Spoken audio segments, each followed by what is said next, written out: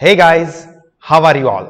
I welcome you all to Sahas Institute of Commerce, your own personalized high-tech digital classes. दोस्तों, जैसा कि आप लोगों को पता है कि साहस इंस्टीट्यूट में सभी सब्जेक्ट के सभी यूनिट्स के लिए बेस्ट रिवीजन सेशंस चल रहे हैं, जिसमें आज के इस सेशन के अंदर हम लोग हमारे अकाउंट सब्जेक्ट का एक बहुत ही इंपॉर्टेंट चैप्टर जो कि है कंसाइनमेंट अकाउंट, उसका बेहतरीन लेवल का फुल फ्लेज रिवीजन करने वाले हैं। तो आप इस सेशन को बहुत ही ध्यान से देखिए ताकि सारे कॉन्सेप्ट आपको पता चल जाए। ये ऑफलाइन, ऑनलाइन और बाद में आपको एप्लीकेशन पर भी मिलेगा। तो आप लोग बहुत ही ध्यान से सारी चीजों को समझे, जरूरी चीजों को टिक मार्क करें और बाद में यहां पर मैं ये जो सारी चीजें टिक मार्क कर रहा हूं, नोट्स लिख रहा हूं, वो भी आप लोगों को हमारे एप्लीकेशन के ऊपर मिल जाएंगे। अभी सबसे पहले यहां पे कंसाइनमेंट अकाउंट में हम लोग कंसाइनमेंट का मतलब समझ लेते हैं। कंसाइनमेंट का मतलब क्या? तो कंसाइन का मतलब होता है सेंड, भेजना, मोकलना। अभी नॉर्मली ऑर्डिनरी केस में क्या होता है कि मैं फॉर एग्जांपल एक बिजनेसमैन हूं और मैं एक दुकान चला के, लाइक जेठालाल गड़ा इलेक्ट्रॉनिक्स। अभी मैं क्या करूंगा, गड़ा इलेक्ट्रॉनिक्स में मैं खुद मेरी दुकान में खड़ा रहूंगा और जो भी कस्टमर आएंगे, जो कि मेरी दुकान के आसपास से ही कस्टमर्स यहां पे आएंगे, उन लोगों को सामान बेचूंगा।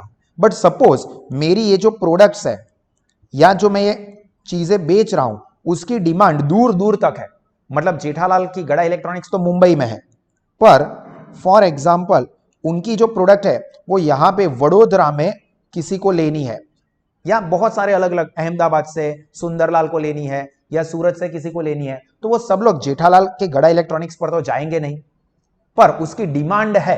तो जेठालाल गड़ा क्या कर सकते कि काम करता हूं मैं, मुंबई से मेरे गुड्स हर एक कस्टमर के घर तक नहीं पहुंचा सकता, पर वडोदरा में एक पर्सन को अपॉइंट कर लेता हूं या अहमदाबाद में एक पर्सन को अपॉइंट कर लेता हूं, फॉर एग्जाम्पल सुंदर।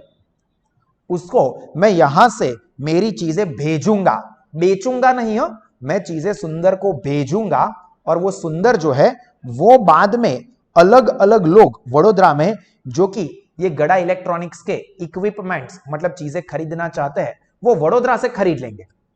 तो यहां पे जेठालाल गड़ा ने क्या किया, उसके जो सामान है उसको भेजा वडोदरा में, मुंबई से वडोदरा को भेजा, तो उसको कहेंगे कंसाइन किया, कंसाइनमेंट भेजा।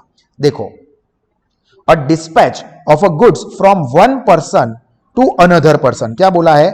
गुड्स को भेजना।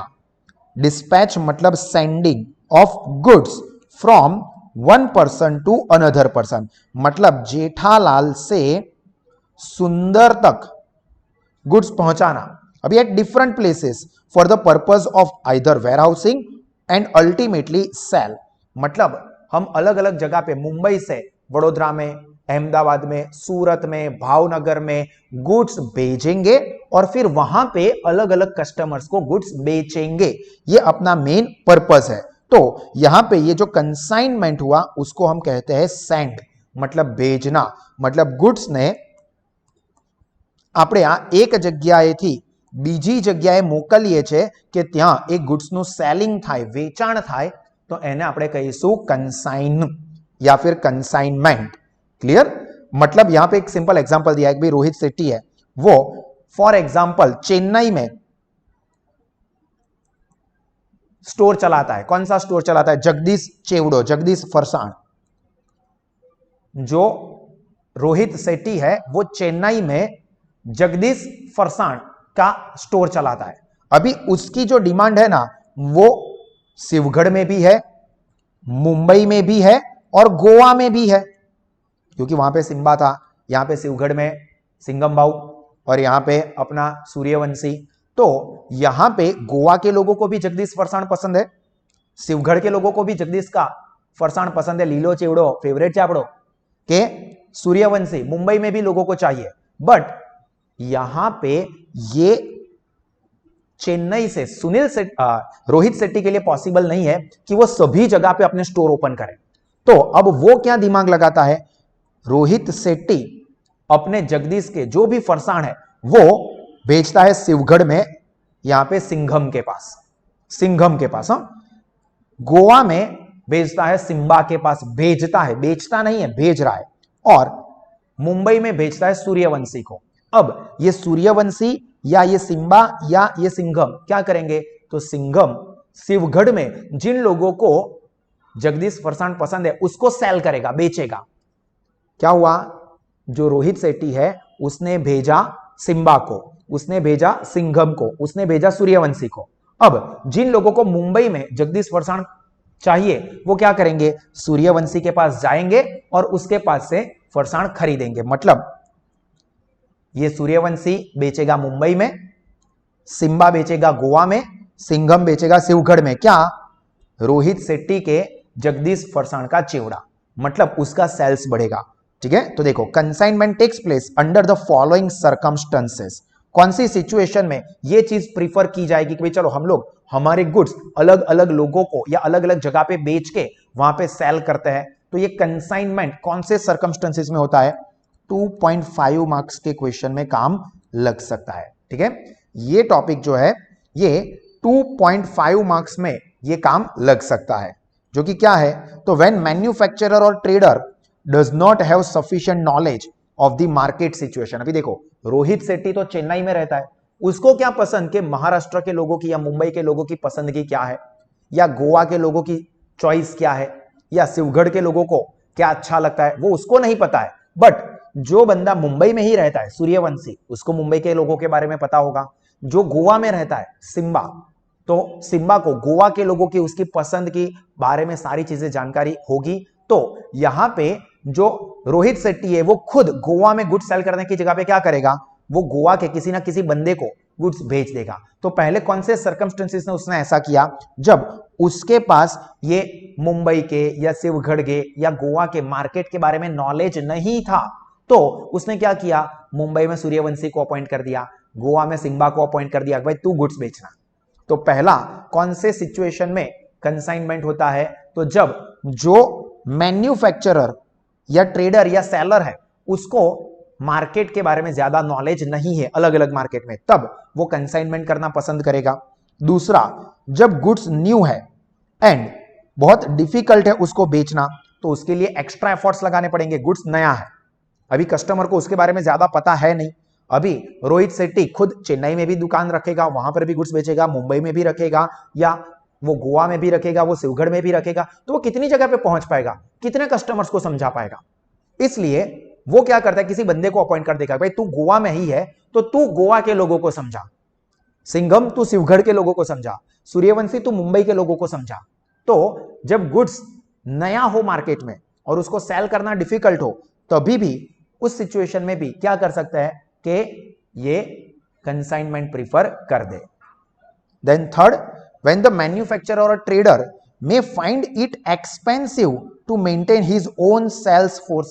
अभी देखो सपोज रोहित सेट्टी खुद लोगों को अपॉइंट करता है, मतलब मुंबई में स्टोर ओपन करेगा तो वहां पे एम्प्लॉय को रखना पड़ेगा, अगर वो गोवा में स्टोर ओपन करेगा तो गोवा के स्टाफ को मेंटेन करना पड़ेगा। अभी उसके पास तो उतना टाइम होगा नहीं कि वो इतने सारे सेल्स स्टाफ को मेंटेन करे, उनको ट्रेन करे, उनको गाइड करे, ये सब उसके लिए डिफिकल्ट होगा। तो वो क्या करेगा, चलो भाई सिम्बा को ही अपॉइंट कर लो कि भाई तू मेरा ऑथोराइज्ड एजेंट, अभी गोवा में तू बेचेगा माल, तो तेरे को जो लोगों को रखना है, अपॉइंट करना है, उन लोगों को तू रख। तो यहां पे क्या होगा कि जब खुद के सेल्स फोर्स को मेंटेन करना डिफिकल्ट होगा, उस सिचुएशन में भी प्रोड्यूसर यानी कि मैन्युफैक्चरर या ट्रेडर क्या करेंगे, कंसाइनमेंट प्रीफर करेंगे। तो ये तीन रीजन है, 2.5 मार्क्स में काम लग सकते हैं। जो मैंने बोल्ड किया हुआ है ये चीजें आपको खास याद रखनी है। तो ये जो तीन चीजें मैं यहां पे बोल्ड कर रहा हूं, हाईलाइट कर रहा हूं, वो चीजें इस आंसर में आपकी खास आनी चाहिए। Not have sufficient knowledge of the market, goods are new and it is expensive to maintain the sales force. जब ऐसी सिचुएशन हो तो यहां पे कंसाइनमेंट प्रीफर किया जाता है। बोलो यहां तक सारी चीजें समझ में आई है? समझ में आया है तो थम्स अप करोगे। पहला जो कॉन्सेप्ट है कंसाइनमेंट मतलब सिंपली भेजना, 2.5 मार्क्स में आपको शायद क्वेश्चन आ सकता है, सर्कमस्टेंसेस फॉर कंसाइनमेंट ट्रांजैक्शंस। बढ़िया है। चलिए अगर किसी को कोई कंफ्यूजन या डाउट है तो वो चैट में लिख सकता है। अभी हम लोग नेक्स्ट चीज डिस्कस करते हैं, इंपॉर्टेंट एमसीक्यू में काम भी लग सकता है। Meaning and parties and features of consignment, तीन चीजें डिस्कस करने वाले हैं। एक, कंसाइनमेंट का प्रॉपर मीनिंग, एक्चुअल डेफिनेशन उसकी क्या है वो, साथ में कंसाइनमेंट में कौन कौन सी पार्टीज इन्वॉल्व है ये आपके लिए इंपॉर्टेंट रहेगा, एंड फीचर्स ऑफ कंसाइनमेंट, ये शायद 2.5 मार्क्स में काम लगे। तो सबसे पहले कंसाइनमेंट का मतलब, यहां से एक्चुअल आपका मीनिंग शुरू हो रहा है। तो देखो, पहले ही मैंने समझाया कि कंसाइन का मतलब क्या होता है, टू सेंड, भेजना, मोकलवू। To consign means to send, मतलब मोकलवू। तो कंसाइनमेंट अकाउंट, देखो पहले हमने कंसाइनमेंट समझा, अभी हम समझ रहे हैं कंसाइनमेंट अकाउंट को। तो consignment account is account of a person or firm. यहां पे ये पर्सन या फर्म कौन होगा, हमने एग्जांपल में लिया वो Rohit Shetty, who consigns the goods, क्योंकि रोहित सेट्टी ने गुड्स भेजे to another person or firm. किसको भेजे, तो सिम्बा को भेजे गोवा में, या सिंघम को भेजे शिवगढ़ में, या सूर्यवंशी को भेजे मुंबई में। तो ये कंसाइनमेंट अकाउंट है उस पर्सन या फर्म का जो कि गुड्स भेजता है, यानी कि हमारे एग्जांपल के हिसाब से रोहित सेट्टी जो क्या करता है, गुड्स भेजता है to another person with undertaking that, undertaking मतलब गारंटी, जवाबदारी ले छे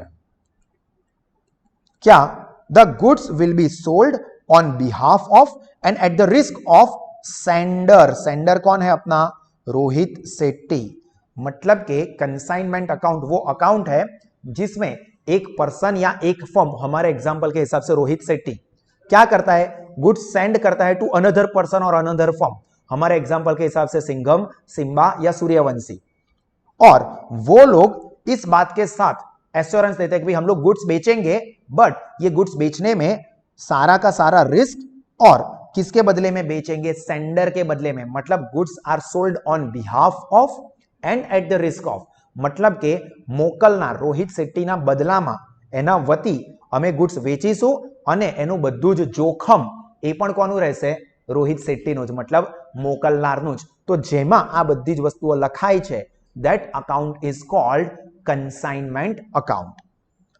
अभी यहां पे सिंपल वर्ड्स में बोले तो कंसाइनमेंट मतलब क्या हो गया, एजेंट के थ्रू गुड्स भेजना, selling the goods through an agent, उसको भी हम बोल सकते हैं कंसाइनमेंट। जैसे कि मैं आपको एग्जांपल दूं कि नरेंद्र मोदी ऑफ गुजरात क्या कर रहे हैं, sends the goods to Kejriwal of Delhi to sell, then it is called consignment. मतलब यहां पे फॉर एग्जांपल नरेंद्र मोदी नाम के एक पर्सन है जिनका एक स्टोर है जहां पे वो खमन, फाफड़ा, ढोकला बहुत अच्छे बनाते हैं। दिल्ली के लोगों को वो बहुत पसंद आता है, पर दिल्ली के लोग वो खमन, फाफड़ा, ढोकला लेने के लिए वडोदरा तो आएंगे नहीं, गुजरात तो आएंगे नहीं। तो यहां से नरेंद्र मोदी क्या करते हैं, वो भेजते हैं गुड्स को केजरीवाल ऑफ दिल्ली को। भाई केजरीवाल आप दिल्ली के ही हो, आप दिल्ली के लोगों को जानते हो, आपके नजदीक आजू बाजू ही है, तो आप लोग दिल्ली के लोगों को ये फाफड़ा, ढोकला, जलेबी बेचना। तो यहां पे नरेंद्र मोदी ने जो सामान भेजा है दिल्ली के केजरीवाल को, तो उसको बोलेंगे कंसाइनमेंट भेजा। तो व्हेन मोदी ऑफ गुजरात या कोई भी सिटी या स्टेट हो सकता है sends goods to another person of another city, state और इवन कंट्री, दूसरे देश में भी बेच सकते हैं, तो उसको हम बोलेंगे कंसाइनमेंट। तो यहां पे कंसाइनमेंट में 3 पार्टीज इंवॉल्व होती है, ठीक है, ध्यान से समझना। 3 पार्टीज आर इन्वॉल्व, 3 ग्रुप के 3 लोगों હોય। कौन 3? तो ऑब्वियस है कि पहला कंसाइनर जो गुड्स भेज रहा है वो, हु सेंड्स द गुड्स। अब ये कंसाइनर के दूसरे नाम क्या है, को कंसाइनर को हम लोग प्रिंसिपल भी कह सकते हैं, मैन्युफैक्चरर या ट्रेडर भी कह सकते हैं। तो कंसाइनर या मैन्युफैक्चरर की प्रोड्यूसर या ट्रेडर, जो याद ये रखना है आपको, हु सेंड्स द गुड्स, जो गुड्स भेजता है वो बंदा, हु सेंड्स द गुड्स, इसको हम बोलेंगे कंसाइनर। जैसे हमने अभी लास्ट में एग्जांपल लिया कि मोदी जी ने गुड्स भेजा केजरीवाल को, तो यहां पे अपने कंसाइनर कौन हो गए, नरेंद्र मोदी। जो गुड्स भेज रहा है वो हो जाएगा कंसाइनर। दूसरी पार्टी है कंसाइनी, ध्यान से, कंसाइनी, या उसको हम लोग एजेंट भी कहेंगे। मतलब जो कंसाइनर है उसने जिसको गुड्स भेजे, हु रिसीव्स द गुड्स और to whom the goods are sent, उसको हम बोलेंगे कंसाइनी। हमारे एग्जांपल के हिसाब से अभी नरेंद्र मोदी ने गुड्स किसको भेजे थे, देखो मोदी जी ने गुड्स भेजे थे केजरीवाल को, तो नरेंद्र मोदी कंसाइनर हो गए। और केजरीवाल कौन हो गए? Consignee. Kejriwal will be consignee. अभी केजरीवाल ने क्या किया? गुड्स रिसीव करके, उसका काम क्या था? दिल्ली में लोगों को बेचना। अभी केजरीवाल ने फॉर एग्जांपल राहुल गांधी जो कि दिल्ली में रहते हैं, उनको ये सामान बेचा, तो जिसने ये सामान खरीदा है वो हो गए अपने डेटर या तो फिर कस्टमर। तो डेटर या कस्टमर मतलब कौन? Who purchase the goods from the consignee. Consignee यानी कि केजरीवाल के पास से जो गुड्स खरीद रहा है वो हो गया कस्टमर। तो यहां पे क्विकली एक बार अच्छे से समझ लो कौन कौन सी पार्टी इन्वॉल्व है। तो पहली पार्टी हमने एग्जांपल में लिया मोदी जी, जो कि गुड्स भेजते हैं, सेंड्स द गुड्स, तो उसको हम लोग क्या बोलेंगे? कंसाइनर। ये कंसाइनर है जिन्होंने गुड्स भेजा है वो। अभी उन्होंने गुड्स किसको भेजा? तो उन्होंने गुड्स भेजा केजरीवाल को, जिसने क्या किया? गुड्स रिसीव किए। जो मोदी जी ने गुड्स भेजे वो केजरीवाल जी ने रिसीव किए, तो इनको हम कहेंगे कंसाइनी। कंसाइनी। और कंसाइनी ने यानी कि केजरीवाल ने ये गुड्स का क्या किया? सेल किया। सेल किया कस्टमर को। कौन है? राहुल गांधी। तो राहुल गांधी कस्टमर, जो गुड्स खरीदते हैं वो हो गए कस्टमर। तो ये तीन पार्टी इन्वॉल्व है। कंसाइनर मतलब सामान भेजने वाला, कंसाइनी मतलब सामान रिसीव करने वाला, एंड कस्टमर जिसको कंसाइनी ये सामान बेचता है। क्लियर? तो ये तीनों पार्टियां कौन है ये आपको समझ में आ गया? समझ में आ गया है तो जरा थम्स अप करिए। In case of any confusion आप बता सकते हो। चलिए, समझ में आ गया है तो थम्स अप करते जाओगे, और कोई डाउट है तो चैट में लिखते जाओगे। ओके, चलो सभी लोगों को समझ में आ गया है। तो नेक्स्ट यहां पे फीचर्स और कैरेक्टरिस्टिक्स ऑफ कंसाइनमेंट, मतलब कंसाइनमेंट ना लक्षणों के खासियतों, कंसाइनमेंट के फीचर्स क्या क्या है। तो ये फीचर्स शायद 2.5 मार्क्स में काम लग सकते हैं, शायद इतना ज्यादा इंपॉर्टेंट नहीं है, लेस इंपॉर्टेंट है, बट फिर भी हम लोग समझ लेते हैं ताकि आपको सारे कॉन्सेप्ट पता हो, क्योंकि एमसीक्यू अगर आते हैं तो वो तो कहीं से भी आ सकते हैं। तो देखो, बहुत ही इंपॉर्टेंट जो चीज इंपॉर्टेंट होगी ना वहां पे मैं लिख दूंगा। पहला वाला इंपॉर्टेंट है, कंसाइनमेंट में जो रिलेशनशिप होती है between consignor and consignee is that of principal and agent. मतलब कंसाइनर जो है वो प्रिंसिपल, प्रिंसिपल मतलब मेन, मुख्य, और जिसको गुड्स भेज रहे वो कंसाइनी, उसको कहेंगे एजेंट। ठीक है? तो relationship between consignor and consignee is of principal and agent. याद रखना, कंसाइनर इज प्रिंसिपल, यहां पे लिख देता हूं, कंसाइनर वो हो गया अपना प्रिंसिपल, एंड कंसाइनी वो हो गया अपना एजेंट। क्लियर?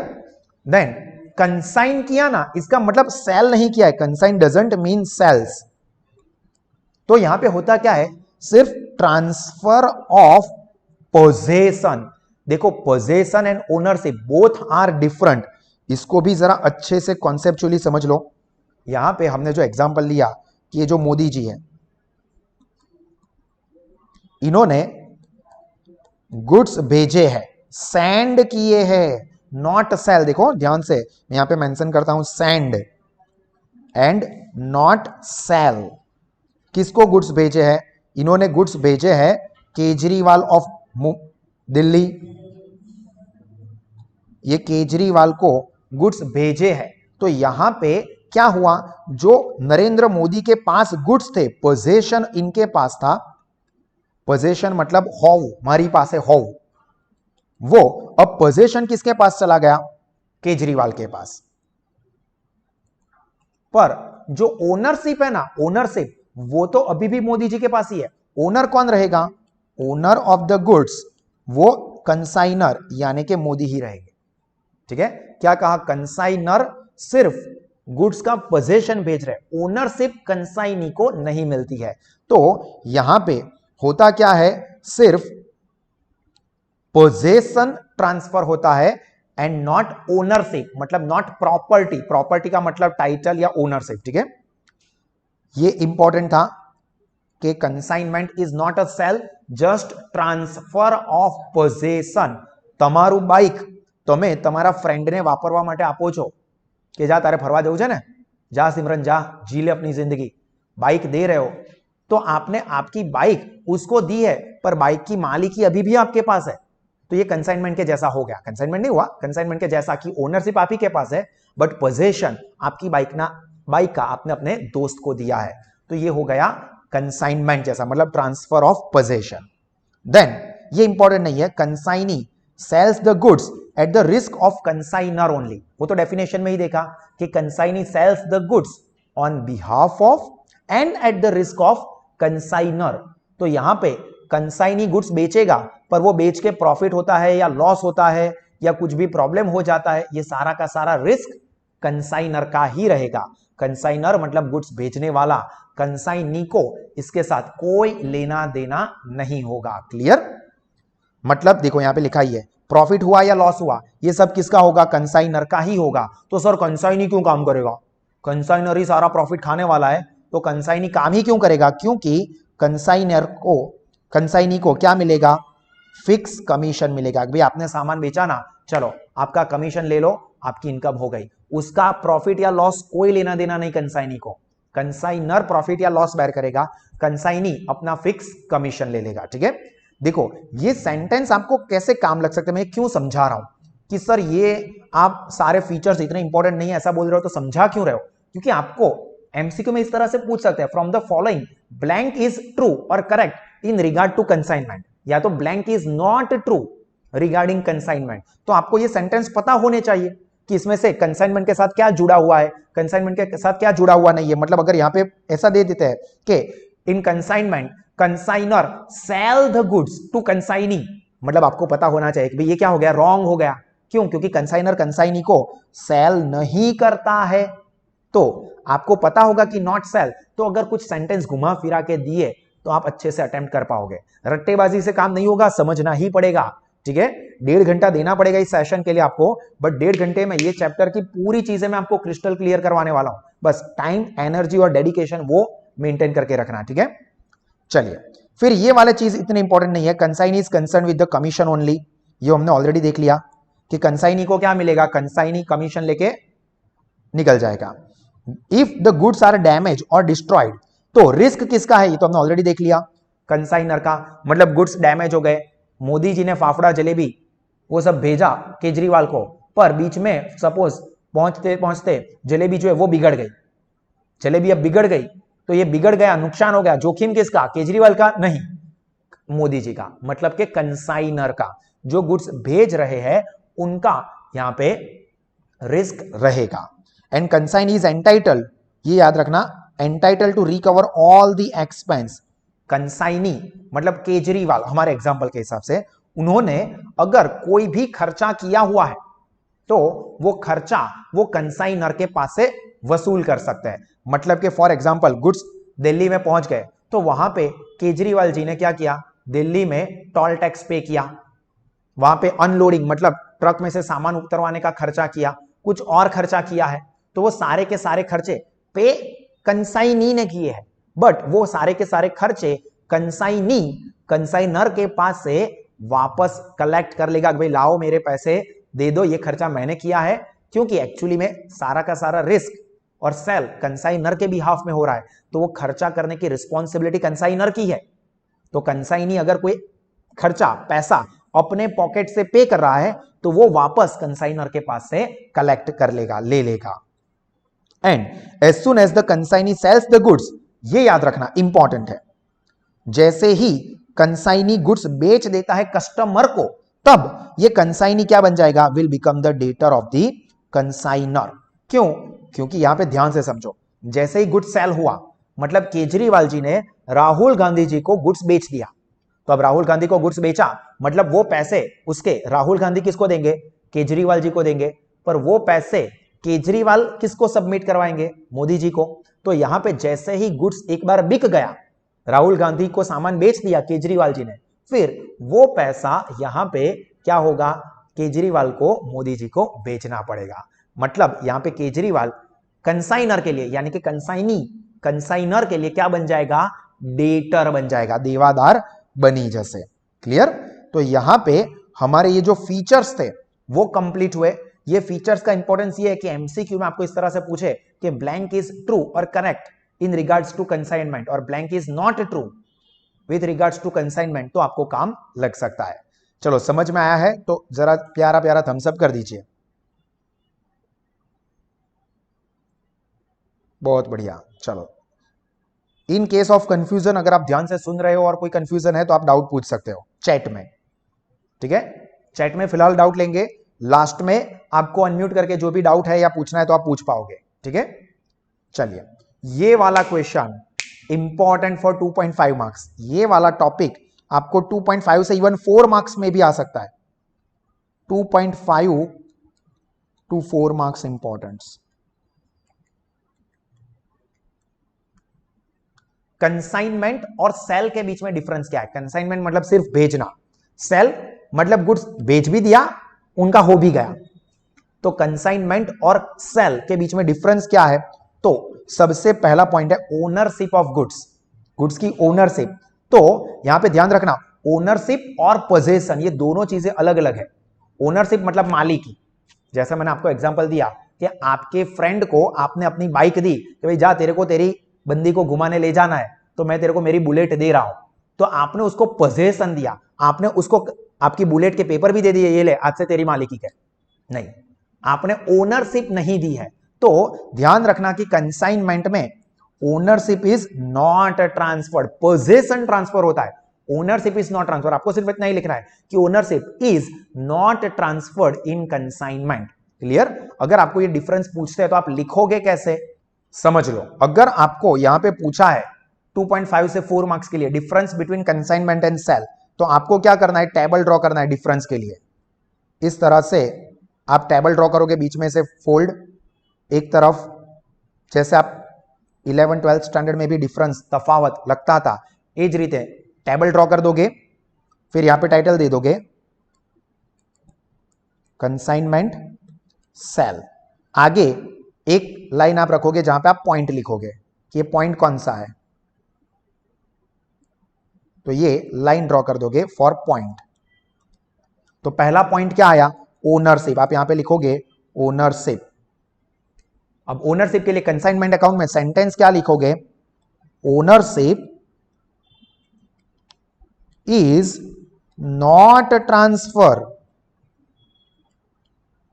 इन कंसाइनमेंट। जबकि सेल्स में क्या लिखोगे, ownership is transfer in sales. तो क्या याद रखना है, कंसाइनमेंट में ओनरशिप ट्रांसफर नहीं होती है, सिर्फ पोजेशन ट्रांसफर होता है। सेल्स में पोजेशन और ओनरशिप दोनों ट्रांसफर हो जाती है, शायद पोजेशन ना भी हो बट ओनरशिप तो ट्रांसफर हो ही जाती है। तो देखो यहां पे ट्रांसफर। रिलेशनशिप क्या रहेंगे, ऑलरेडी समझा दिया। कंसाइनमेंट में रिलेशनशिप क्या रहते हैं, प्रिंसिपल एंड एजेंट। जबकि सेल हो रहा है तो क्या होगा, डेटर क्रेडिटर, या तो आप ऐसा भी कह सकते हो सेलर एंड बायर, सेलर और बायर के रिलेशन, या डेटर एंड क्रेडिटर। डेटर हो जाएगा बायर और क्रेडिटर हो जाएगा सेलर। जिसने गुड सेल किए हैं वो क्रेडिटर हो जाएगा, जिसको पैसे लेने हैं यानी कि अपने गुड्स को बेचने वाला दुकानदार, और बायर मतलब कस्टमर, वो हो जाएगा डेटर। तो याद क्या रखना है, in consignment the relation is between consignor and consignee is of principal and agent, whereas relationship between buyer and seller in sell is that of debtor and creditor। ठीक है, इस तरह से इसके अंदर ही आप लिखोगे। यहां पे आप सेकंड नंबर का पॉइंट दोगे रिलेशनशिप। अभी रिलेशनशिप लिख के ऐसा मत लिख देना इट्स कॉम्प्लिकेटेड सर, पता नहीं उसने हाँ भी नहीं बोला ना भी नहीं बोला, ऐसा नहीं करना। Relationship between consignor and consignee is that of principal and agent, ऐसा लिखोगे। और यहां पे लिखोगे relationship between buyer and seller relationship between buyer and seller is of debtor and creditor. Clear? इस तरह से पॉइंट लिखना है. अभी मैं सारे पॉइंट्स ऐसे लिख लिख के नहीं दिखाऊंगा, यहां पे आपको गाइड किया कि इस तरह से आप एग्जाम में लिखोगे. 2 3 4 2.5 से 4 मार्क में पूछा है तो आपको 4 पॉइंट याद रहने चाहिए. 4 से 5 पॉइंट प्रिपेयर करके जाओ. तो ये सेकंड वाला भी इजी है, आराम से याद रख सकते हो. रिटर्न ऑफ गुड्स, तो कंसाइनर गुड्स रिटर्न कर सकता है, कंसाइनी कंसाइनर को गुड्स रिटर्न कर सकता है क्योंकि सेल नहीं हुआ है, सिर्फ पोजीशन भेजा था, नहीं बिका, ले लो भाई वापस ले लो. जबकि गुड्स सेल हो गए हैं तो अब बायर उसको रिटर्न नहीं कर सकता, सेलर वो वापस लेगा नहीं. हाँ, बायर और सेलर के रिलेशन अच्छे हैं और सेलर वापस ले लेता है तो ठीक है, बट लॉफुली या लीगली यहां पे बायर गुड्स वापस कर दे और सेलर को ले ही लेना पड़ेगा ऐसा जरूरी नहीं है. तो goods can not be return, यहां पे goods can be return. Loss और गेन किसका होगा? तो याद क्या रखोगे पता है? रिस्क या लॉस और प्रॉफिट दोनों ही चीज हो, चाहे रिस्क हो या लॉस एंड गेन हो, दोनों पॉइंट सेम ही है. वो ऑलवेज फॉलोज द ओनरशिप. क्या होगा? Follows ownership. मतलब जो ओनर होगा ना उसकी रिस्क रहेगी, उसका जोखिम रहेगा. तो कंसाइनमेंट में गुड्स कंसाइनर ने कंसाइनी को भेजा, बट ओनर तो अभी भी कंसाइनर ही है.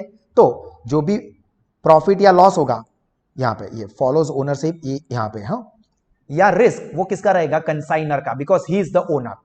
जबकि सेल में क्या होगा? जब तक गुड्स नहीं बिका है तब तक सेलर का रिस्क, और जब गुड्स बिक जाएगा उसके बाद ओनर कौन बन जाएगा? बायर. तो बायर का रिस्क हो जाएगा. मतलब कई बार ऐसा नहीं होता है, आपने शायद सुना हो कि शादी हो गई है, फिर हस्बैंड जो है वो वाइफ को लेके वापस घर जाता. पहले लव मैरिज तो अच्छे से कर लिया, प्यार बहुत था, फिर मैरिज के 1 महीने बाद वो हस्बैंड वाइफ के घर जाता है, आपकी बेटी को कुछ आता नहीं है, उसको खाना बनाना नहीं आता है, उसको ये काम करना नहीं आता है, उसको वो काम करना नहीं आता है, ये वो. तो पापा क्या बोलेंगे? Once the goods are sold manufacturer is not responsible. अभी आप ओनर हो, आप भुगतो, हमारी रिस्पॉन्सिबिलिटी खत्म. एग्जाम्पल है, इसको एग्जाम्पल के तौर पे ही लेना भाई. तो मेन चीज क्या है? Risk always follows the ownership. तो ओनर कंसाइनर है तो वो रिस्क बेयर करेगा और प्रॉफिट और लॉस भी कंसाइनर का ही होगा. और जब सेल्स हो जाता है तो सेल्स में प्रॉफिट या लॉस सेलर का होता है, और रिस्क जब तक गुड्स बिका नहीं है तब तक बिफोर द सेल सेलर का, and after the sale buyer का रिस्क हो जाएगा. फिर एक्सपेंस भी कौन बेयर करेगा? तो एक्सपेंस जो ओनर होते हैं ना वो बेयर करते हैं. तो कंसाइनमेंट में ओनर कौन है? कंसाइनर. तो all expense are borne by owner. Borne by मतलब भोगव. બધા ખર્ચા કોણ ભોગવશે? कंसाइनर. कंसाइनमेंट में कंसाइनर सारे एक्सपेंस बेयर करेगा. जबकि सेल के केस में जब तक सेल नहीं हुआ है तब तक जितने भी खर्चे होते हैं वो सेलर बेयर करेगा. Before the sale seller bear करेगा. पर एक बार गुड्स बेच दिए उसके बाद बायर के पास गुड्स आ गए, अभी उसको उसके ऊपर जो भी खर्चा करना है वो सब कौन बेयर करेगा? After sale buyer. तो एक्सपेंस कंसाइनमेंट में हमेशा कंसाइनर ही बेयर करता है, जबकि सेल में, सेल के केस में क्या होगा? सेल होने से पहले सेलर बेयर करेगा सारे खर्चे, सेल होने के बाद बायर बेयर करेगा. And invoice bill, this is very important हो, ये एमसीक्यू के लिए भी काम लगेगा. इनवॉइस और बिल. तो कंसाइनमेंट में कंसाइनर प्रिपेयर्स और सेंड्स प्रोफोर्मा इनवॉइस. देखो मैंने इसको ब्लू हाईलाइट किया है, अलग हाईलाइट किया है, बाकी सबको येलो हाईलाइट किया है, जबकि इसको ब्लू हाईलाइट किया है because this is more important. ये ज्यादा इंपॉर्टेंट है, इसलिए इसमें याद क्या रखना है कि consignor sends proforma invoice. Proforma invoice मतलब बिल नो नमूनो, बिल नहीं नमूनो, वो भेजेगा. जबकि सेल में क्या भेजा जाएगा? बिल भेजा जाएगा. सेल वाले केस में सेलर बिल देगा, कंसाइनमेंट वाले केस में कंसाइनर कंसाइनी को प्रोफोर्मा इनवॉइस भेजेगा. हाँ, और जो मींस कंसाइनी है वो कंसाइनर को भेजेगा अकाउंट सेल्स. दो चीजें आपको याद रखनी है, एमसीक्यू में काम लग सकता है, आगे भी वैसा आएगा ही. कंसाइनर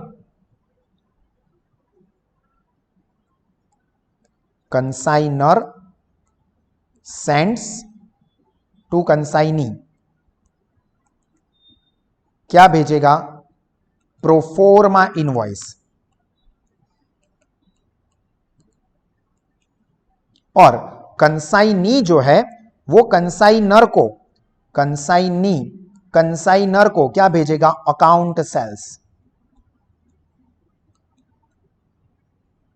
कंसाइनर को भेजेगा अकाउंट सेल्स, कंसाइनी को भेजेगा प्रोफॉर्मा इनवॉइस। ये चीज आपको याद रखनी है। क्लियर? तो चलिए एक बार जल्दी से इसको रिफर कर लीजिए। ओके, चलो सभी लोगों के थम्स अप आ गए। चलो अभी अपन नेक्स्ट कॉन्सेप्ट पे जाते हैं, प्रोसीजर। ये नॉलेज के लिए, देखो यहां पे मैंने लिखा ही है फॉर नॉलेज ओनली कि एक्चुअली में कंसाइनमेंट का प्रोसेस क्या होता है। तो मैंने अभी भी आगे भी आपको समझाया, बट ये पूरी चीज यहां पे ये आप पढ़ सकते हो, बट मैं आपको पूरा यहां पे लिख के और ड्रॉ करके ही समझाता हूं। ध्यान से समझना क्या होता है पूरा प्रोसेस। यहां पे क्या होगा, ध्यान से समझ लेना। ये सुल्तान है। सबसे पहले सुल्तान क्या करेगा? सुल्तान जो कि गुड्स सेंड कर रहा है, यहां पे देखिए, sends the goods. Sultan goods send करेगा तो उसको हम लोग क्या बोलेंगे? कंसाइनर। भी देखो यहां पे कंसाइनर गुड्स सेंड कर रहा है, दो चीजें भेजेगा, गुड्स सेंड करेगा प्लस इसके साथ साथ कंसाइनर यानी कि सुल्तान क्या भेजेगा? Proforma invoice. प्रोफोर्मा इनवॉइस ये भेजेगा। देख लो यहां पे मैं लिख के दिखाता हूं, प्रोफोर्मा इनवॉइस। सबसे पहले क्या होगा? सुल्तान क्या करेगा? गुड्स को सेंड करेगा विथ प्रोफोर्मा इनवॉइस। देखो यहां पे है sends the goods and sends proforma invoice. इसके ऊपर जो जरूरी खर्चे हैं वो भी वो पे करेगा। पे नेसेसरी एक्सपेंसेस, लाइक गुड्स को भेजना है तो ये ट्रक वाले का किराया है, बीच में टोल टैक्स आता है, या ये गुड्स सामान चढ़ाने के पीछे जो खर्चा हुआ है वो सारे कंसाइनर पे करेगा। अभी ये गुड्स कहां पे जा रहे हैं? कंसाइनी है, फॉर एग्जाम्पल रईस भाई। Raees is the consignee who receives the goods. ये क्या कर रहा है? रिसीव गुड्स, जिसको हम बोलेंगे कंसाइनी। तो सुल्तान कंसाइनर उसने गुड्स भेजे एंड प्रोफोर्मा इनवॉइस भेजा कंसाइनी को जो कि है रईस। तो अब रईस क्या करेगा? उसके यहां पे ये ट्रक आ गई, ये ट्रक चलते चलते यहां पे कंसाइनी के पास आ गई, तो ये कंसाइनी ये सारे के सारे गुड्स को रिसीव करेगा और ये कस्टमर को क्या करेगा? बेचेगा। क्योंकि ये बहुत ही अच्छा सेल्समैन है, क्योंकि ये बोलता है कोई भी धंधा छोटा नहीं होता और धंधे से बड़ा कोई धर्म नहीं होता, तो ये अच्छे से सेल कर देगा। तो ये कस्टमर को गुड्स बेचेगा और ये क्या भेजेगा? कंसाइनर को वापस अकाउंट सेल्स एंड अमाउंट, जो भी सामान बिका है उसके जो भी पैसे आए होंगे वो फिर रईस सुल्तान को भेज देगा। भाई देखो ये अकाउंट सेल्स के अंदर क्या होगा? रिपोर्ट होगा कि देखो आपने इतने गुड्स भेजे थे, उसमें से मैंने इतने गुड्स इतने में बेचे, इतने गुड्स इतने में बेचे, मैंने इतना खर्चा किया तो वो मैंने कट कर दिया, मेरा जो सामान बेचने का चार्ज यानी कि कमीशन था वो मैंने ये कट कर दिया और ये पैसे बचे, ये लो वापस ले जाओ आपके पैसे। तो ये पूरा प्रोसेस होता है। क्या होता है? कंसाइनर, ध्यान से समझ लो, कंसाइनर कंसाइनी को गुड्स भेजता है, उसके साथ साथ प्रोफोर्मा इनवॉइस भेजता है और जरूरी एक्सपेंस करता है।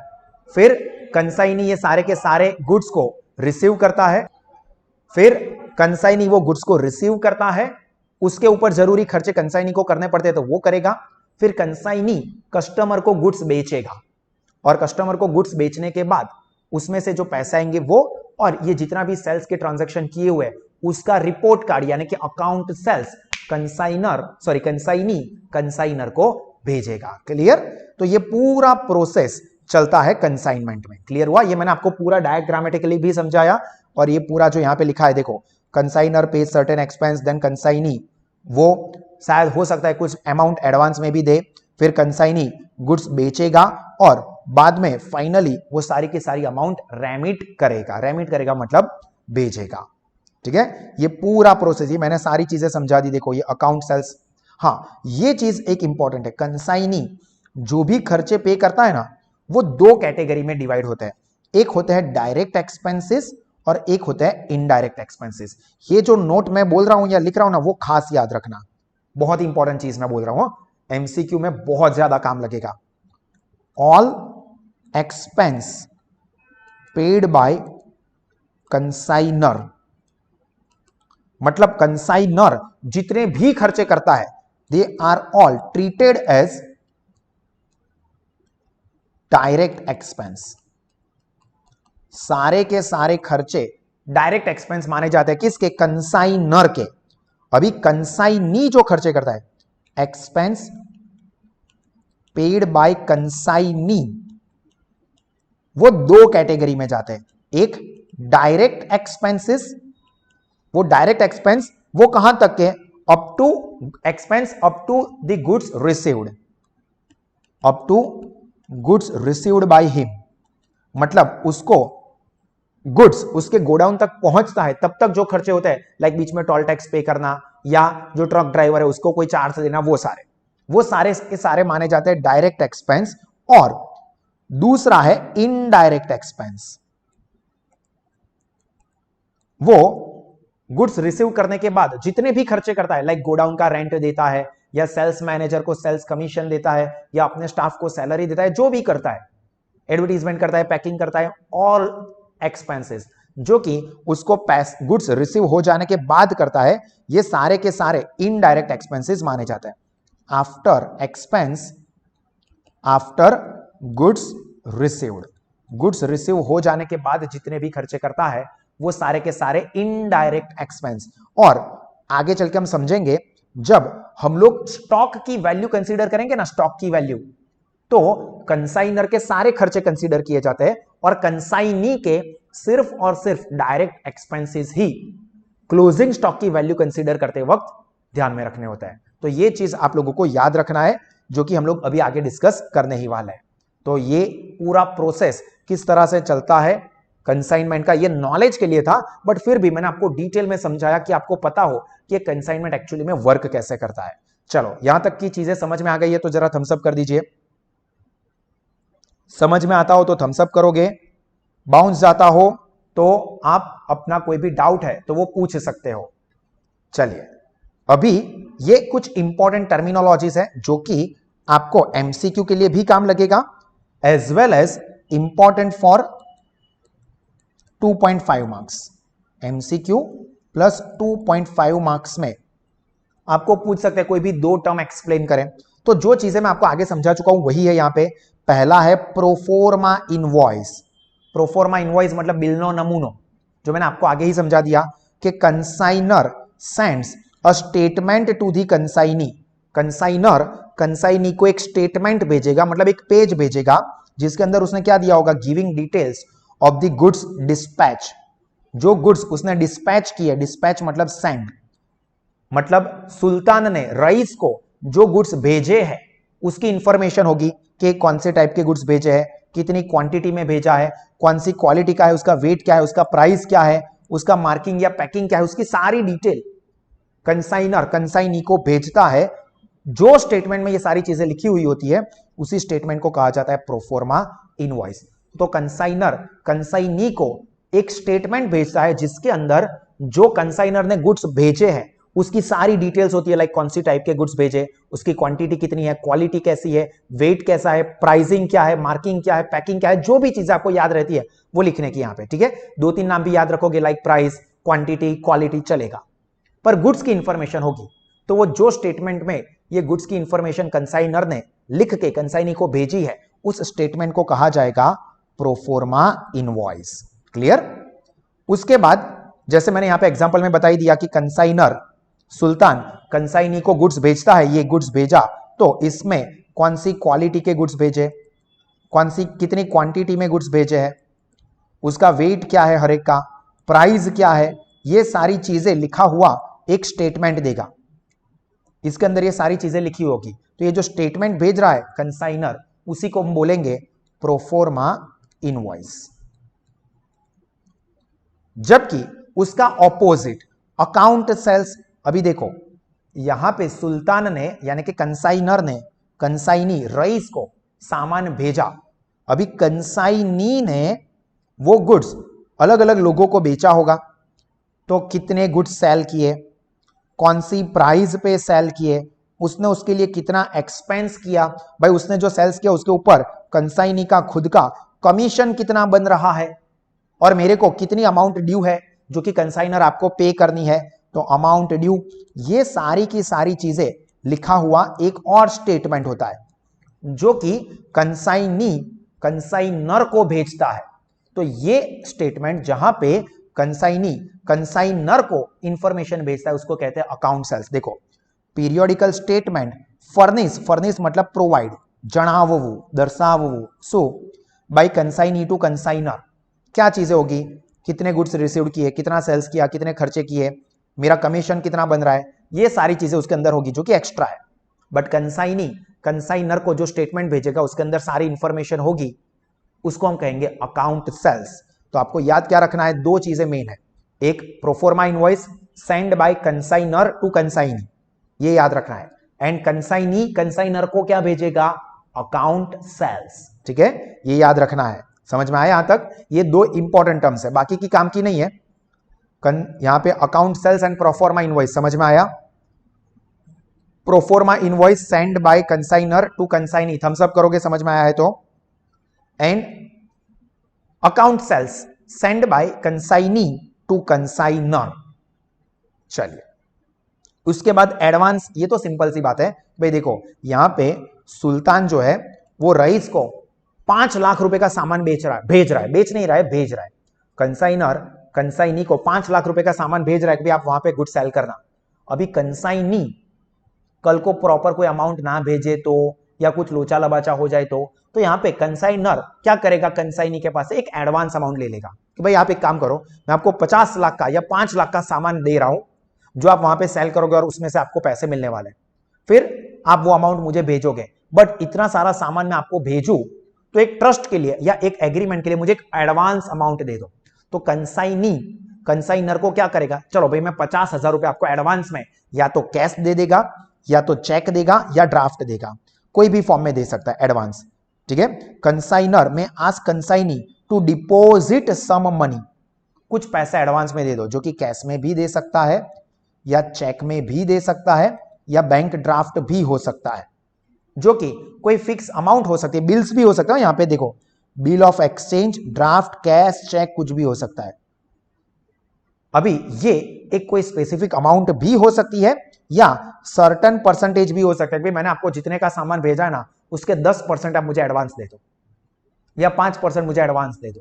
तो ये परसेंटेज भी हो सकता है या अमाउंट भी हो सकती है कि मैंने आपको 5 लाख का सामान भेजा है, 50,000 रुपए मुझे आप एडवांस पे दे दो।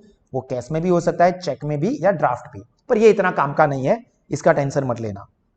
डायरेक्ट एक्सपेंस मैंने आपको ऑलरेडी समझा दिया। Direct expense and indirect expense देखो, डायरेक्ट या non recurring expense, non recurring मतलब वारंवार ना थाय, तो they are incurred for placing the goods in saleable condition. ये सेंटेंस आपको याद रखना, expense incurred on placing the goods in a saleable condition. Saleable condition मतलब એને વેચી શકાય ને મોકલી શકાય એવી પરિસ્થિતિમાં લાવવા માટે જે ખર્ચો કર્યો હોય એ બધાને આપણે ડાયરેક્ટ એક્સપેન્સ કહીશું। जो यहां पे मैंने लिख दिया, जो कि मैंने आपको आगे भी समझाया, all expense till the goods reach to the godown of the consignee is called direct expense, जिसमें कंसाइनर के तो सारे एक्सपेंस आ जाएंगे और कंसाइनी के भी गोडाउन तक माल पहुंचते समय तक जितना खर्चा किया है वो सब डायरेक्ट एक्सपेंस। और उसके बाद जो भी होते हैं, ये एग्जांपल भी याद रखना कि कौन कौन से एग्जांपल्स आपको देखने को मिल सकते हैं कि भाई ये डायरेक्ट एक्सपेंस होगा, ये नहीं होगा। तो freight, octroi, carriage, insurance, loading charge, unloading charge. Loading charge मतलब ट्रक में सामान चढ़ावो, अनलोडिंग मतलब ट्रक में सामान उतारो, तो वो भी आ जाएगा। ऑक्ट्रॉय चार्ज, ये सारे के सारे एग्जांपल है डायरेक्ट एक्सपेंस के। आपको पूछ सकते हैं find out the odd one out, तो 3 डायरेक्ट दिया हो, एक इनडायरेक्ट दे दिया हो, या 3 इनडायरेक्ट दिया हो, एक डायरेक्ट दिया हो, कुछ भी कर सकते हैं। तो आपको ये पता होने चाहिए कि ये सारे डायरेक्ट एक्सपेंसेस में आते हैं।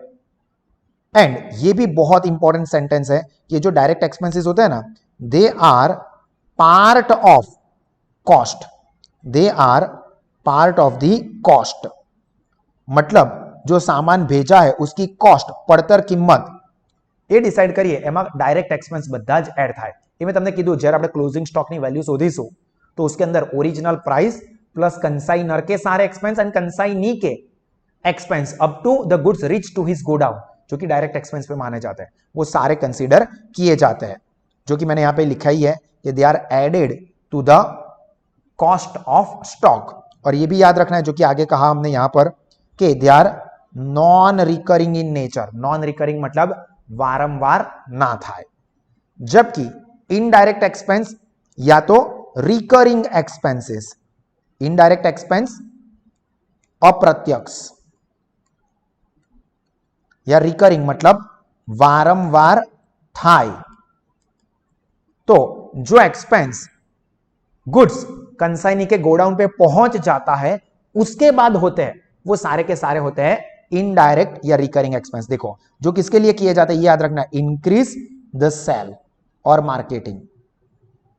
ये रिकरिंग एक्सपेंस या इनडायरेक्ट एक्सपेंस क्यों किए जाते हैं, एमसीक्यू में आ सकता है, टू इंक्रीज द सेल और फॉर द मार्केटिंग, जो कि मैंने यहां पे बता ही दिया है।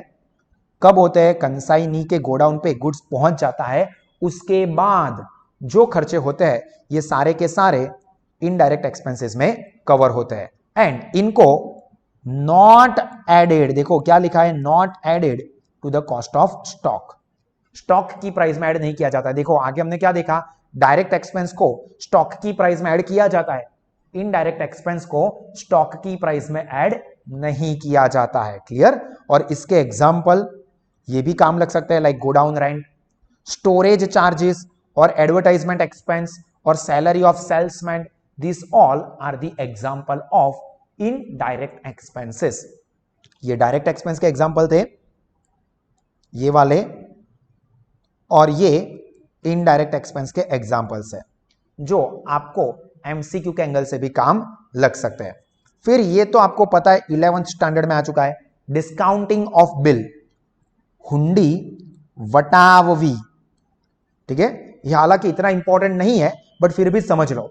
क्या होता है कि कंसाइनर कंसाइनी को गुड्स भेजता है, 5 लाख का गुड्स कंसाइनर ने कंसाइनी को भेजा, बदले में कंसाइनी के पास से कुछ एडवांस अमाउंट कंसाइनर ने ली है, ले सकता है। अभी वो कैश में भी हो सकता है, चेक में भी हो सकता है, ड्राफ्ट में भी हो सकता है, या बिल में भी हो सकता है। बिल यानी कि बिल ऑफ एक्सचेंज, हुंडी। अभी कंसाइनी ने कंसाइनर को ये बिल ऑफ एक्सचेंज भेजा, मतलब कि हुंडी मोकली। कंसाइनर ने અત્યારે રૂપિયાની જરૂર છે, हुंडी 2 महीना के 3 महीना पछીની છે। जो बिल ऑफ एक्सचेंज है उसकी मैच्योरिटी है 2 या 3 मंथ की, तो वो कंसाइनी तो कंसाइनर को 2 या 3 महीने के बाद पैसा देगा, बट कंसाइनर को अभी पैसा चाहिए, तो कंसाइनर क्या कर सकता है, कंसाइनर जाएगा सीधा बैंक के पास। आपको पता है 11th स्टैंडर्ड से आप पढ़ चुके हो कि कॉमर्शियल बैंक છે એ હુંડી વટાવવાનું પણ કાર્ય કરે છે। तो कंसाइनर ये जाएगा, कंसाइनर है ये, वो सीधा जाएगा बैंक के पास और बैंक को बोलेगा कि देखो मेरे पास ये 50,000 रुपए की बिल ऑफ एक्सचेंज की नोट है, मतलब कि हुंडी है, जो पैसे मुझे 2 महीने के बाद मिलने वाले हैं, पर मुझे अभी के अभी ये पैसे चाहिए, जरूरत है। तो बिल बोलती है ठीक है, बैंक बोलेगी ठीक है हम ये बिल डिस्काउंट कर देते हैं, पर आपको 50,000 नहीं देंगे, आपको 49,000 रुपीज हम पे करेंगे और 1,000 रुपए हम लोग डिस्काउंट कट करेंगे। तो ये डिस्काउंट बैंक वाले कंसाइनर के पास से ले लेते, कट कर देते। तो ये ध्यान रखना कि ये जो डिस्काउंट चार्जेस है ना, ये कंसाइनमेंट अकाउंट में चार्ज किया जाता है, डेबिट होता है। देखो transfer to general profit and loss account, क्योंकि ये 1,000 रुपए का डिस्काउंट कंसाइनर के लिए एक तरह से एक्सपेंस या लॉस हो गया। उसको 50,000 लेने थे, पर बिल बैंक में डिस्काउंट करवा के उसको 49,000 ही मिले, 1,000 का उसको नुकसान हो गया, तो वो general profit and loss account में कंसाइनर के जनरल P&L अकाउंट में ट्रांसफर किया जाता है। तो ये एमसीक्यू के लिए काम लग सकता है, बाकी पूरा प्रोसेस काम का नहीं है, बट जो डिस्काउंटिंग चार्ज है it is transfer to general P&L account. बोलो यहां तक कुछ इंपॉर्टेंट चीजें जो थी वो हमने टर्मिनोलॉजी समझी, हालांकि आपको जो मेन समझना है वो पहले 2 ही थे, proforma invoice and account sales, और बाकी के भी जो इंपॉर्टेंट टर्म्स है वो सारे के सारे मैंने यहां पे आपको समझा तो दिए ही है। चलो यहां तक की चीजें समझ में आई है तो जरा एक थम्स अप कर दोगे। जिंदा हो कि गए? कुछ लोग तो लुढ़क गए होंगे, सर अपनी कैपेसिटी ही नहीं है इतना पढ़ने की, अभी तक तो अपन लोग जिंदाबादी थे, मौज में थे, माई लाइफ माई रूल्स चल रहा था। चलो इसके बाद ये चीज इंपॉर्टेंट लिखी हुई है भाई, एमसीक्यू में भी काम लगने वाला है, 2.5 मार्क्स में भी काम लगेगा। IMP for MCQ plus 2.5 marks की short note. Write a short note on types of commission. तो 3 टाइप के कमीशन होते हैं, ठीक है। सबसे पहला है अपना ऑर्डिनरी कमीशन, सामान्य। याद क्या रखना है, this commission is payable on total sales. क्या है पहला, ऑर्डिनरी कमीशन, जो कि याद रखना ऑर्डिनरी कमीशन किसके ऊपर कैलकुलेट होता है, टोटल सेल्स। अभी टोटल सेल्स का मतलब इसमें कैश सेल्स भी आ गया और क्रेडिट सेल भी आ गया। तो कैश और क्रेडिट सेल का मिला के जो टोटल सेल्स होता है उसके ऊपर ये ऑर्डिनरी कमीशन दिया जाता है, चाहे कैश सेल्स हो चाहे क्रेडिट सेल्स हो। और ये यूजुअली फिक्स परसेंटेज होते हैं ऑन टोटल सेल्स। मतलब आप जितना भी सेल करोगे, कंसाइनी जितना भी सेल करेगा उस सेल वैल्यू पे तेरे को 2% या 5% कमीशन मिलेगा। तो ये हो गया ऑर्डिनरी कमीशन, सामान्य कमीशन। इंपॉर्टेंट जो है ना दोस्तों आपको एग्जाम के लिए वो ये है, ध्यान से सुन लेना, डेल क्रेडर कमीशन। क्या नाम है, डेल क्रेडर कमीशन।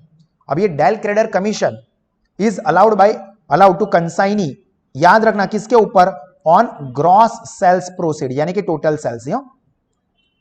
अगर एग्जाम्पल में कुछ ना कहा हो तो ये डेल क्रेडर कमीशन भी टोटल सेल्स के ऊपर ही दिया जाता है। बट ये डेल क्रेडर कमीशन की खास बात क्या है, जरूरी क्या है, ध्यान से समझ लेना। हमने अभी एग्जाम्पल लिया था कि सुल्तान ये गुड्स बेचता है रईस को बेचने के लिए, और बोला है कि भाई आप जितना का भी सामान बेचोगे ना, जितना भी सामान बेचोगे उसके ऊपर आपको 10% कमीशन मिलेगा। तो ये हो गया ऑर्डिनरी कमीशन, कि भाई आप जितना भी सामान बेचोगे, चाहे कैश में बेचो या क्रेडिट में बेचो, जितने का भी सामान बेचोगे ना उसके ऊपर 10% कमीशन मिलेगा। तो ये हो गया ऑर्डिनरी कमीशन। अभी यहां पे दिक्कत क्या बात है पता है, अगर ऐसा पता चला कि मेरा कमीशन एज एन कंसाइनी, मेरा कमीशन किसके ऊपर होगा, मैं जितना सेल करूंगा उसके ऊपर, तो कैश में हो या क्रेडिट में हो, मैं तो क्या करूंगा भाई तुम ले जाओ। वो बोलेगा कस्टमर के, यार मेरे पास तो पैसे नहीं है। अरे यार तुम पैसे बाद में दे देना, तुम ले जाओ ना, मैं क्रेडिट पे दे रहा हूं ना, तुम ले जाओ। दे दिया। वो उसकी फाइनेंशियल कंडीशन है कस्टमर की या नहीं वो देखे बिना कंसाइनी क्या करता जाएगा, बेचता ही जाएगा सामान। क्यों, क्योंकि उसको तो उसमें इंटरेस्ट है, चाहे कैश हो या क्रेडिट हो, जितना सामान बेचूंगा उसकी अमाउंट पे मेरा कमीशन बनेगा। तो ज्यादा से ज्यादा सामान बेचो, फिर चाहे वो कस्टमर पेमेंट ना भी कर सके तो भी। अभी यहां पे प्रॉब्लम किसको हो जाएगा पता है, प्रॉब्लम हो जाएगा कंसाइनर को। अभी कस्टमर पैसे नहीं देगा वापस, तो नुकसान तो कंसाइनर का होने वाला है। तो अभी कंसाइनर को क्या करना पड़ेगा, वो कस्टमर के पीछे भागना पड़ेगा, ओ भाई तुमने सामान लिया है, पैसे तो दे यार, पैसे तो दे यार। मतलब उसको अपना काम छोड़ के कस्टमर्स के पास से पैसे कलेक्ट करने में ज्यादा टाइम चला जाएगा। तो यहां पे कंसाइनर जो है ना वो दिमाग लगाएगा। वो क्या बोलेगा कंसाइनी को, देखो भाई हम तुमको 10% कमीशन तो दे ही रहे, ठीक है, आप जितना भी सेल करोगे, चाहे कैश में सेल करो या क्रेडिट पे सेल्स करो, उस पे हम लोग आपको 10% तो कमीशन देंगे ही, बट मैं आपको एक्स्ट्रा कमीशन दूंगा 5% का, फॉर एग्जाम्पल, जिसके बदले में आपकी रिस्पॉन्सिबिलिटी क्या होगी, कलेक्ट मनी फ्रॉम डेटर। मतलब जिनको भी आपने क्रेडिट पे गुड्स बेचा है वो सारे के सारे कस्टमर डेटर बन जाते हैं, उनके पास से पैसे वसूल करने की जिम्मेदारी भी रईस तुम्हारी। मैं नहीं इंटरेस्टेड हूं कि आपने कैश में बेचा या क्रेडिट में बेचा, कंसाइनर बोल रहा हूं कि आपको कैश में बेचना है तो कैश में बेचो, क्रेडिट पे बेचना है तो क्रेडिट पे बेचो। क्रेडिट में बेचा है तो भी वो कस्टमर के पास से पैसे वसूल करने की जिम्मेदारी आपकी। अगर कोई कस्टमर पैसे नहीं देता है तो वो नुकसान अब रईस बेयर करेगा। पहले क्या था ऑर्डिनरी कमीशन में कि अगर कोई डेटर पैसे नहीं देता है तो सुल्तान मतलब कंसाइनर वो लॉस बेयर कर रहा था। पर अब ये डेल क्रेडर कमीशन, ये जो एक्स्ट्रा कमीशन दिया ना उसको बोलते हैं डेल क्रेडर कमीशन। ये मैं आपको एक्स्ट्रा दे रहा हूं इसके लिए कि कस्टमर के पास से पैसा भी तुम वसूल करो, और अगर आप पैसा वसूल करने में फेल हो गए, मतलब कि डेटर ने पैसा नहीं दिया, तो भी मैं तो आपके पास से पूरे पैसे ही लूंगा, वो डेटर ने पैसे नहीं दिए, वो बिड डेट का नुकसान आप बेयर करना। तो ये हो जाता है अपना डेल क्रेडर कमीशन, जो कि बेड डेट के नुकसान से बचने के लिए दिया जाता है। पर ध्यान रखना, क्रेडिट सेल्स के ऊपर ये नहीं दिया जाता है, होता तो टोटल सेल्स के ऊपर ही है। हालांकि ये कनेक्टेड है क्रेडिट सेल्स के साथ, क्योंकि कैश सेल्स में तो सारे पैसे मिल ही गए। प्रॉब्लम या रिस्क कहां पे है? जहां पे क्रेडिट में गुड्स बेचे हैं वहां पे।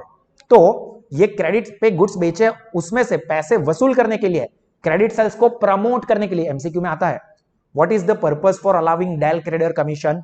तो टू प्रमोट क्रेडिट सेल्स, पर at the same time bad debt का नुकसान कम कर देना है, उसके लिए ये होता है। तो ये डेल क्रेडर कमीशन क्रेडिट पे जिनको गुड्स बेचा है उनके पास से पैसे वसूल करने की जिम्मेदारी भी हम कंसाइनी को दे देते हैं, उसके बदले में उसको जो एक्स्ट्रा कमीशन देते हैं उसको बोलता है डेल क्रेडर कमीशन। और आखिरी वाला है, वो आखिरी वाला क्या है? Overriding commission. अभी ये क्या होता है? तो जो सुल्तान है यानी कि कंसाइनर, उसने कंसाइनी यानी कि रईस को सामान भेजा है प्रोफोर्मा इनवॉइस, और उसमें बोला कि आप 100 रुपए में इसको बेचना, पर उसके ऊपर आपको परसेंटेज ऑफ कमीशन मिल जाएगा। बट अगर आपकी सेलिंग स्किल अच्छी है, आप अच्छे से सामान बेच पाते हो, और अगर आप सर्टेन प्राइस से ऊपर बेचते हो, मतलब अगर आप 120 रुपए से ज्यादा प्राइस पे सामान बेचते हो ना, तो जितना ज्यादा अमाउंट के ऊपर आप सेल कर रहे हो ना, उसके ऊपर हम आपको एक्स्ट्रा कमीशन देंगे, और उसी को हम कहेंगे ओवर राइडिंग कमीशन। क्या कहा? कुछ स्पेसिफिक प्राइस से भी ऊपर की अमाउंट पे, ऊपर की प्राइस पे अगर कंसाइनी कस्टमर को सामान बेचता है, तो उसके लिए जो एक्स्ट्रा कमीशन कंसाइनी को मिलेगा ऑर्डिनरी कमीशन के ऊपर अलग से, तो उसको बोलेंगे ओवर राइडिंग कमीशन। और ये ओवर राइडिंग कमीशन भी नॉर्मली कैलकुलेट तो टोटल सेल्स के ऊपर ही होता है। हाँ, अगर एग्जांपल में बोल दिया है कि जितनी ज्यादा अमाउंट पे बेचा सिर्फ उसने ऊपर ही कैलकुलेट करो, तो उसके ऊपर, पर अगर कुछ ना कहा हो तो ये ओवर राइडिंग कमीशन भी टोटल सेल्स के ऊपर ही कैलकुलेट होता है। तो चाहे ऑर्डिनरी कमीशन हो, डेल क्रेडर कमीशन हो या ओवर राइडिंग कमीशन हो, तीनों ही कमीशन अगर कुछ स्पेसिफिकेशन नहीं दिए तो टोटल सेल्स के ऊपर ही कैलकुलेट होते हैं। हाँ, अगर एग्जाम्पल में कोई इंस्ट्रक्शन दे दी है तो हो सकता है कि डेल क्रेडर कमीशन सिर्फ क्रेडिट सेल्स के ऊपर कैलकुलेट हो, या ओवर राइडिंग कमीशन सिर्फ जो स्पेसिफिक प्राइस बोली है उससे ज्यादा प्राइस पे सेल किया हो तभी हो। तो ये डिपेंड करता है सिचुएशन पे या एग्जाम्पल पे। क्लियर? तो ये हमारे तीनों ही टाइप के commission, ordinary, del credere and overriding commission complete हुए। बोलो, यहां तक की चीजें समझ में आई आप लोगों को? थम्स अप कर दीजिए। जिसको समझ में आया है वो थम्स अप कर दीजिए। चलिए, अभी जो इंपॉर्टेंट चीज है जो कि आपको काम लगेगी, that is valuation of closing stock या अनसोल्ड स्टॉक। अभी इसके लिए आपको ये फॉर्मूला याद रखनी है, ये टेबल है ना, ये मोस्ट इंपॉर्टेंट है। इसके ऊपर आपको कंफर्म कोई ना कोई कैलकुलेटिव एमसीक्यू आएगा ही। Confirm important for calculative MCQ, मतलब सम बेस्ड एमसीक्यू, प्लस अगर फुल सम है ना, फुल फ्लेज सम, तो ये फुल फ्लेज सम में भी ये चीज आती ही है ट्रीटमेंट में। समझ में आया? पर ये एमसीक्यू के एंगल से भी ज्यादा इंपॉर्टेंट है, तो इसको ध्यान से समझ लो। क्या करना है? 3 चीजों को कंसीडर करनी है। पहली, प्रोपोर्शनेट। सबसे पहले तो आप क्लोजिंग स्टॉक के यूनिट कितने हैं ये ढूंढ लोगे। मतलब आपको एग्जांपल में इस तरह से इंफॉर्मेशन दी होगी कि कंसाइनर जो है उसने 1000 यूनिट कंसाइनी को भेजे, पर इसमें से 100 यूनिट्स, देखो मैं यहां पे बता देता हूं, लिख के बताता हूं। कंसाइनर ने 100 यूनिट्स भेजे, सॉरी 1000, उसमें से रास्ते में डिस्ट्रॉय हो गए 10%।